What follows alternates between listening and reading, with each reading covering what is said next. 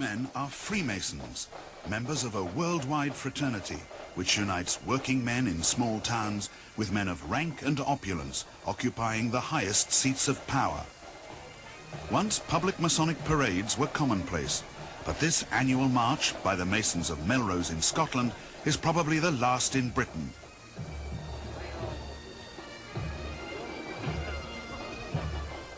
The march honours the stonemasons who built Melrose Abbey and gives local Freemasons a chance to parade their new lodge master around the town. But Britain's other 9,000 lodges meet behind closed doors, and the identity of most of Britain's 500,000 Masons is a closely guarded secret. It's estimated that of 135,000 serving policemen in Britain, 22,000, or 1 in 6, are Freemasons. Most Masons say there is no conflict of interest between police work and membership of the Brotherhood, but some outsiders disagree. What is certain, and I've seen the evidence for it and other people have seen it, that there are lists of lodges which include active criminals and serving policemen in the same lodge, and that can never be right. Critics also worry that Masons are concentrated in many other powerful institutions, notably the law. Confidential Masonic documents reveal that hundreds of magistrates, at least 18 circuit judges, 4 Queen's Bench judges, 3 Family Division judges, 2 judges in Chancery, 3 Lord Justices of Appeal and 1 Lord of Appeal are Masons. But it's in the City of London that the greatest concentration of Masons is found.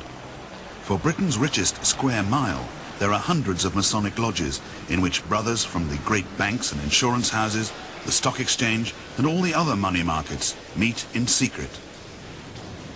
Here at the Guildhall, from which the city is governed, Masons gather in the crypt for a meeting of the Guildhall Lodge.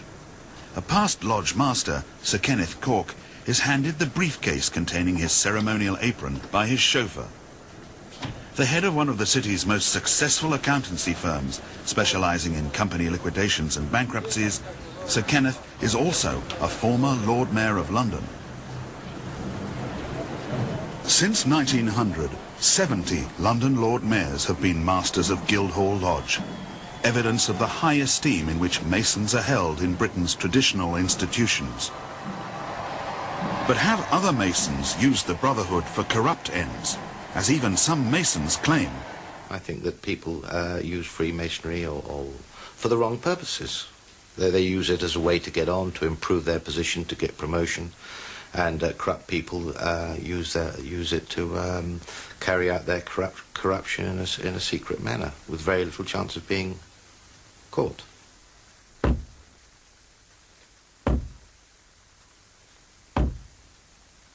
Brother Junior Warden, there is a report.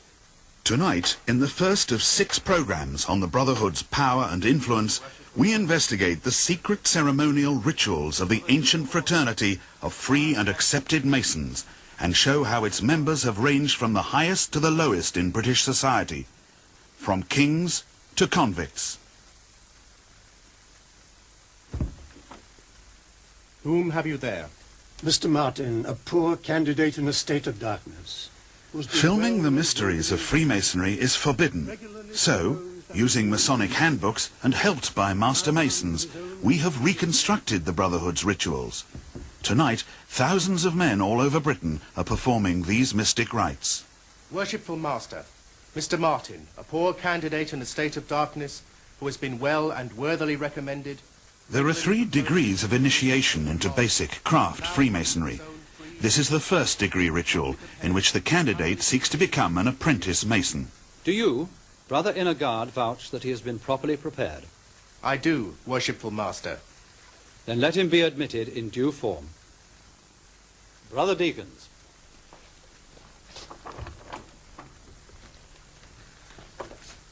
Do you feel anything? Yes.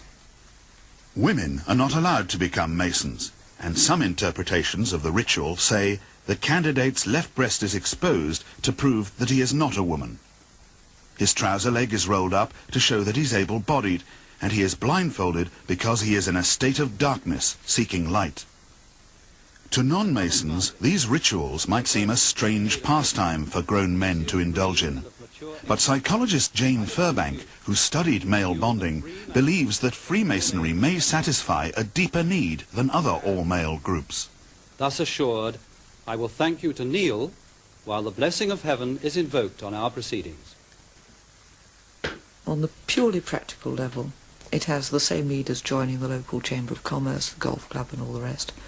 But it does also give you what's called a rite of passage. It takes you in from being adolescent, or from being what's technically called a peripheral male, one on the outside, brings you into the centre, into the heart, where the power and the influence is. That power and influence knows few bounds. The Palace of Westminster houses one of English Masonry's best-kept secrets, the existence of 2 lodges reserved for men who work in Parliament. One of these, the Gallery Lodge, was founded 100 years ago by pressmen and lobby correspondents.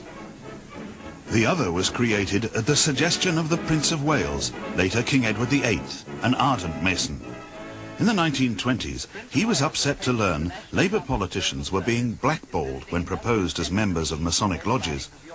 The craft stood to be condemned as the Tory party in aprons, and when Labour looked set to become the party of government, Masonry was in danger of losing all influence over Britain's future. The Prince suggested a new lodge to welcome Labour MPs, and so draw them into both Masonry and the middle ground of British politics. The aptly named New Welcome Lodge was consecrated in 1929, and today it contains 20 past and present MPs from all leading parties. Yet it must tread a careful path if it's not to break one of the Brotherhood's loudly proclaimed rules. Your obedience must be proved by a strict observance of our laws and regulations, by abstaining from every topic of political and religious discussion.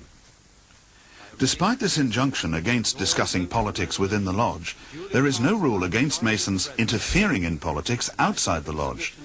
In 1935, Masons played a crucial role in the election of a new leader of the Labour Party. Clement Attlee and one of his rivals for the leadership, Arthur Greenwood, were Masons, but a third candidate, Herbert Morrison, was not. In an interview filmed in 1965, but not broadcast, Morrison reflects on Freemasonry's damaging effect on his career. Somebody, who I do not know, anonymously, sent me a copy of a notice convening a Freemasons' Lodge meeting. A few days, anything up to a week, I forget the exact lapse of time, before this meeting of the parliamentary party to decide upon the leadership. And the anonymous writer suggested that the meeting of the Freemasons' Lodge was to win support for Mr. Arthur Greenwood, who was known to be a Freemason and in fact was a very important officer of this lodge. Yet as Freemason Robert Burns perhaps meant to say, even the best-laid plans of Mason men can fail. Greenwood came third in the first ballot and was eliminated. In the runoff, the Masons switched their vote to Brother Attlee. This ensured the defeat of the non-Mason Morrison. So despite Freemasonry's claim never to interfere in politics, it seems the Brotherhood had a direct influence on one of the most important British political decisions this century. Shows that the country is ready. Worshipful Brother Attlee went on to become Prime Minister in 1945 and stayed Labour leader until 1955. Today, British Masons still occupy positions of political power. At least 2 cabinet ministers are members of the Brotherhood. Cecil Parkinson belongs to the Royal Athelstan Lodge and the Potter's Bar Lodge, which meets in his constituency. And Lord Belstead belongs to the exclusive Kaiser Ehind Lodge.